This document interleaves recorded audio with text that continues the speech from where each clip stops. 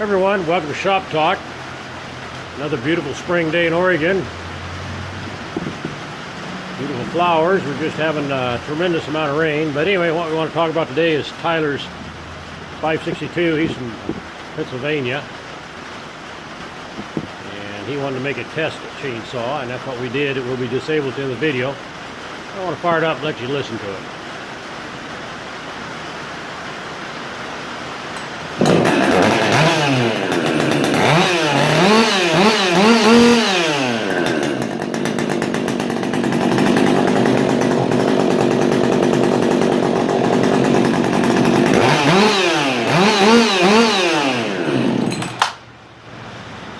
I don't take phone calls anymore, but if you have questions about these saws, you can email sawking@hotmail.com.